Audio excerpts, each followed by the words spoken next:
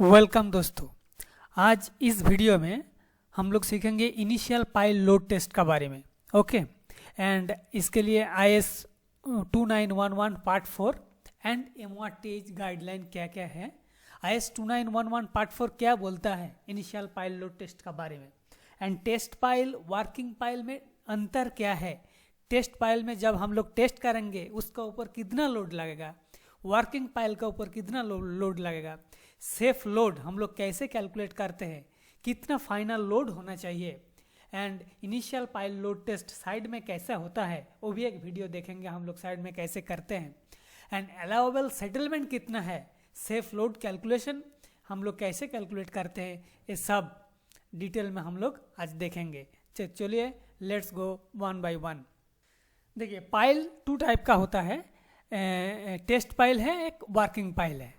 Test pile के ऊपर जब हम लोग टेस्ट करेंगे तो 2.5 इंटू शेफ लोड हमारा स्ट्रक्चर का ऊपर जितना स्ट्रक्चर का कैलकुलेट करके एक वर्किंग पाइल के ऊपर जितना लोड लगेगा हम लोग टेस्ट पाइल का ऊपर उससे 2.5 गुना ज़्यादा लोड अप्लाई करके टेस्ट करेंगे। ओके एंड वर्किंग पाइल के ऊपर हम लोग 1.5 टाइम्स ज़्यादा लोड अप्लाई करके वर्किंग पाइल के ऊपर टेस्ट करेंगे। ये भी एक चीज़ इंपॉर्टेंट है, टेस्ट पाइल हम लोग कभी भी स्ट्रक्चर में यूज़ नहीं करेंगे, लेकिन वर्किंग पाइल को हम लोग स्ट्रक्चर में यूज़ करेंगे। ओके एंड एज पर IS 2911 पार्ट 4 इस वीडियो में जो भी बात बोलेंगे सब IS 2911 पार्ट 4 एंड MORTH का गाइडलाइन का हिसाब से बोलेंगे। ओके सो टेस्ट फाइल का डेफिनेशन क्या है, a pile which is meant for initial test. इस पाइल को साइड में कंस्ट्रक्ट किया जाता है only for test purpose, only for test purpose, not for the working purpose. Okay and working pile क्या है, a pile forming part of foundation of a structural system which may be used for the routine load test. हम लोग working pile का ऊपर routine load test करते हैं 1.5 times ज़्यादा load लेके, लेकिन वो पाइल स्ट्रक्चर में यूज होता है, लेकिन टेस्ट पाइल कभी भी स्ट्रक्चर में नहीं यूज होता है। ओके उसके बाद इनिशियल टेस्ट क्या है, एज पर IS 2911 पार्ट 4 का हिसाब से डेफिनेशन क्या है ना, इसका ऑब्जेक्टिव क्या है, हम लोग क्यों इसको साइड में इनिशियल टेस्ट करते हैं ना। It is carried out with a view to determine the ultimate load carrying capacity and the safe load carrying capacity of the pile. Okay जो भी हम लोग स्टैटिक फार्मूला से और कोई भी इंजीनियरिंग फार्मूला से सॉइल का स्ट्रेटा का हिसाब से हम लोग लोड कैरिंग कैपेसिटी कैलकुलेट करते हैं, वो प्रैक्टिकल कितना अचीव कर पा रहा है साइड में, इसी के लिए हम लोग इनिशियल टेस्ट करते हैं। ओके इनिशियल टेस्ट क्या क्या है, टाइप ऑफ टेस्ट एज पर IS 2911 पार्ट 4 का हिसाब से there are 2 types of test for each type of loading. Means vertical loading भी हो सकता है, लैटरल भी हो सकता है, एंड पुल आउट जिसको हम लोग tension capacity of the pile के लिए करते हैं। ये दो है, एक है इनिशियल टेस्ट जिसका हम लोग टेस्ट पाइल के ऊपर करते हैं, और एक रूटीन लोड टेस्ट जिसको हम लोग वर्किंग पाइल के ऊपर करते हैं। इनिशियल टेस्ट हम लोग करते हैं 2.5 times into safe load, and routine test हम लोग करते हैं वर्किंग पाइल के ऊपर 1.5 times into safe load. Okay Now initial test, this test is required for one or more of the following purposes. इसका purpose क्या क्या है? Now first, determination of the ultimate load carrying capacity and arrival at safe load. Safe load क्या क्या है? Final structure का जो pile है उसको construct करने से पहले हमको confirm करना चाहिए जे एक पाइल के ऊपर कितना safe load वो carry कर सकता है। Okay. Number 2. To provide guidelines for setting up the limits of acceptance for the routine test. routine test में पाइल के ऊपर कितना लोड लगेगा वो भी हम लोग इनिशियल टेस्ट का रिजल्ट के ऊपर फाइनल करेंगे। Number 3 to study the effect of piling on adjacent existing structure and taken the decision for the suitability of the type of piles to be used. किस टाइप का pile हम लोग side में use करेंगे वो भी हम लोग फाइनल डिसीजन में पहुंच जाएंगे after getting the result of initial test. Okay हम लोग किस टाइप का पाइल लेंगे, 1200 mm डाया देंगे, 1800 mm डाया देंगे, एंकर्ड पाइल देंगे, स्क्रीन फ्रिक्शन पाइल देंगे, सभी हम लोग फाइनल करेंगे to get an idea of suitability of the piling system and to have a check on calculated load by dynamic और static approaches. Okay, these are the objectives. Okay, इसके लिए हम लोग इनिशियल पाइल लोड टेस्ट करते हैं side पर। उसके बाद general requirements of initial pile load test. हम लोगों का जनरल रिक्वायरमेंट्स क्या क्या है एज पर IS 2911 पार्ट 4 का हिसाब से। First one, pile test may be carried out on a single pile और a group of piles. Generally हम लोग सिंगल पाइल के ऊपर ही इनिशियल पाइल लोड टेस्ट करते हैं। Number 2, generally the load application and deflection observation will be made on the pile top। हम लोग पाइल टॉप का ऊपर लोड अप्लाई करेंगे एंड पाइल टॉप में कितना डिफ्लेक्शन आ रहा है और सेटलमेंट आ रहा है वो हम लोग ऑब्जर्व करेंगे by applying the suitable dial गज। In a particular cases where upper part of the pile is likely to be exposed later on due to scour, dredging or otherwise, then the capacity contributed by that portion of the pile during load test shall be duly accounted for। Okay, जो स्कावर हो जाता है, जो भी dredging के लिए हो जाता है, इसके लिए हम लोग अलग से कैप बना के उसके ऊपर करेंगे। And the test should be carried out at the cut off level. Okay, generally हम लोग कट ऑफ लेवल के ऊपर ही टेस्ट करते हैं। इनिशियल भी हो सकता है और वर्किंग पाइल के लिए हो सकता है, सबके लिए सेम गाइडलाइन है एज पर IS 2911 पार्ट 4 का। हम लोग उसके बाद देखेंगे स्टेप बाय स्टेप हम लोग कौन सा स्टेप करेंगे for initial pile load test. Okay, first one, पहले हम लोग का करना है प्रिपरेशन ऑफ पाइल हेड। जिस इनिशियल पाइल के ऊपर हम लोग लोड अप्लाई करेंगे बट टेस्ट करेंगे, सबसे पहले उसका ऊपर जो पाइल हेड है, ये हमारा मेरा पाइल हो गया, इसका हेड को हम लोग बहुत अच्छा से क्लीन करेंगे। गाइडलाइन क्या बोलता है? The pile head should be chipped off to natural horizontal plane till sound concrete is made. हम लोग सभी जानते हैं जब पाइल के ऊपर लीन कंक्रीट आ जाता है, इसके लिए हमको पाइल हेड को चिपिंग करना पड़ता है। हम लोग पाइल हेड को क्यों चिपिंग किया, इसके लिए हम एक अलग से वीडियो बनाया, उसका लिंक भी हम डिस्क्रिप्शन बॉक्स में दे दिया। हम लोग पाइल हेड को क्यों चिपिंग करते हैं एंड कितना चिपिंग करना चाहिए, उनका चिपिंग करने का तरीका क्या क्या है, मैनुअली है कि हाइड्रोलिक है, उसके लिए हम अलग से वीडियो जो बनाए उनका लिंक डिस्क्रिप्शन बॉक्स में दे दिया। तो चलिए इस वीडियो में तो एक पहले हमको पाइल का हेड अच्छा से चिपिंग कर लेना चाहिए till the sound concrete is made. Okay, तो साउंड कंक्रीट आ गया, उसका ऊपर हम लोग बियरिंग प्लेट लगा देते हैं। Okay, a bearing plate with a hole at the center should be placed on the head of the pile for the jack to rest। Okay, ये हो गया हमारा बियरिंग प्लेट। स्टेप 2 क्या है? स्टेप 2 है एप्लीकेशन ऑफ लोड। कोड क्या बोलता है? Not applicable to CRP method. CRP is a different method.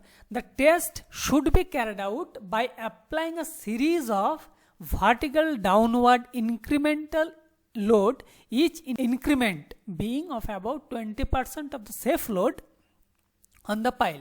This is very important. Okay, इसको क्या है ना, सपोज एक पाइल का कैपेसिटी है 100 टन, तो हम लोग हर एक टाइम में 20% करके इंक्रीज करेंगे। मीन्स पाइल के ऊपर, पाइल हेड का ऊपर, जिस पाइल हेड का ऊपर हम लोग टेस्ट करेंगे उसका ऊपर पहले हम लोग 20 टन लोड देंगे, उसके बाद फिर हम लोग 40 टन देंगे, उसका करस्पॉन्डिंग जो भी सेटलमेंट हुआ उसका नोट करेंगे, फिर 60 टन देंगे, उसका करस्पॉन्डिंग जो भी है।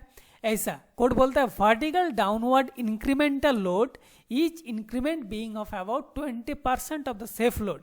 ओके, हमारा जो सेफ लोड है उसका 20% हम लोग बढ़ा के टेस्ट करेंगे। ओके, नेक्स्ट हो गया रिएक्शन।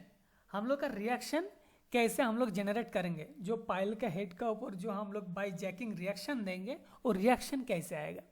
IS 2911 पार्ट 4 बोलता है आप 3 टाइप से जनरेट कर सकते हैं रिएक्शन को। First one is reaction from kentledge. Kentledge के हिसाब से कर रहे हैं, केंटलेज इज वेरी सिंपल है। चलिए देखते हैं कोड क्या बोलता है। Kentledge placed on a platform supported clear of the test pile.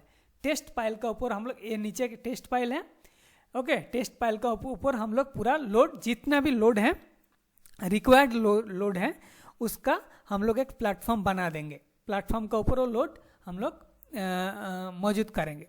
उसके बाद in case of load test below underpinned structure, under existing structure, if having adequate weight and suitable construction में serve as a kentledge. And the centre of gravity of the kentledge, ये जो kentledge है इसका जो CG है should generally be on the axis of the pile. जो मेरा pile है, पाइल का जो सीजी है, जो सेंटर ऑफ एक्सिस है, वो एकदम सेम पॉइंट पे लाई करना चाहिए। ओके देखिए दिस इज मेरा पाइल है, जैक है, इसके ऊपर कैंडलेज है। कैंडलेज का जो सीजी है एंड पाइल का जो सेंटर ऑफ एक्सिस है वो एकदम कोएक्सियल होना चाहिए। Okay this is reaction from kentledge. Next क्या है ना, reaction from anchor pile. This is very economical. Anchor pile के हिसाब से हम लोग करते हैं, इसमें ज्यादा टाइम नहीं लगेगा। देखिए anchor piles with the centre to centre distance with the test pile not less than 3 times the test pile sub diameter. Okay means this is anchor pile, this is also anchor pile, this is test pile. Suppose the diameter of the test pile is 1000 mm or 1 meter. So the center to center distance from anchor pile to test pile should not be less than 3 times. Okay, means 3D means 3 meter होना चाहिए.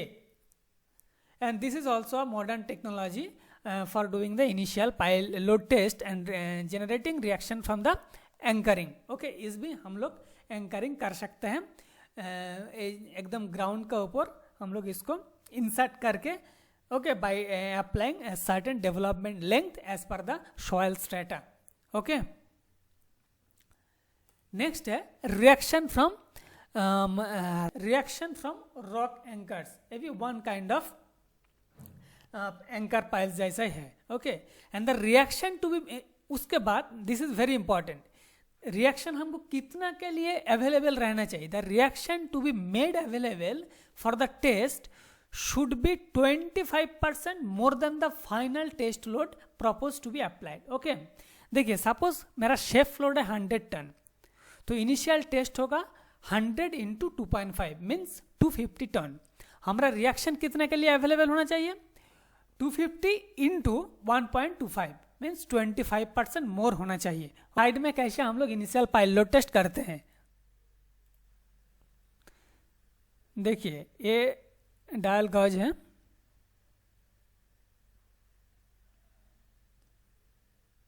अच्छा dial gauge को fix कर रहे हैं। Okay ये हम लोग का कैलिब्रेशन सर्टिफिकेट है हर एक डायल गॉज का। उसके बाद हम लोग लोड अप्लाई कर रहे हैं। Okay, this is the bearing plate and this is the pile. Load apply हो रहा है, देखिए अच्छा से देखिए, चारों कॉर्नर में हम डायल गेज को सेट कर दिया।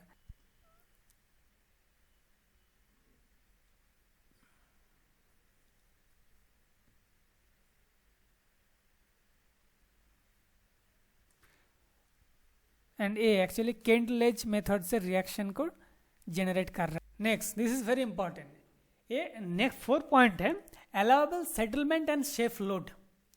हमारा अलाउएबल सेटलमेंट क्या है, एज पर IS 2911 part 4 the safe load on a single pile for the initial test should be least of the following. First one, 2/3 of the final load at which the total displacement attains a value of 12 mm unless otherwise required in a given case on the basis of nature and type of structure, in which case the sheaf load should be corresponding to the stated total displacement permissible. Okay, so मेरा safe load है 250 ton, final load हो जाएगा 2.5 × 250 for initial pile load test, that is 625 ton. And dia of the pile हमारा क्या होना चाहिए, dia of the pile is 1000 mm means 1 metre. So 2/3 of the final load means 416.67। तो 416.67 कर load जब हम अप्लाई करेंगे 20% इंक्रीमेंट कर करके, तो उसका करस्पॉन्डिंग हमारा परमिसिबल सेटलमेंट होना चाहिए 12 mm। ओके नेक्स्ट क्या बोल रहे हैं ना, 50% of the final load, 50% of the final load means suppose मेरा फाइनल लोड है 625 टन, तो 50% of the final load means 312.5 ton. तो 50% of the final load at which total displacement equal to 10% of the pile diameter means 312.5 ton corresponding मेरा displacement 10% of the pile diameter. Suppose मेरा pile diameter हो गया 1000 mm, तो 10% of 1000 mm means कितना हो गया, 10% of the pile means 10 mm। तो 10 mm का हिसाब से हमारा कितना होना चाहिए, वही होगा मेरा safe load. Okay, this is for the uniform pile diameter and 7.5% for the bulb diameter in case of under rimmed piles. Okay, now आज के लिए इतना ही दोस्तों, thank you, and if you like this video please share and subscribe.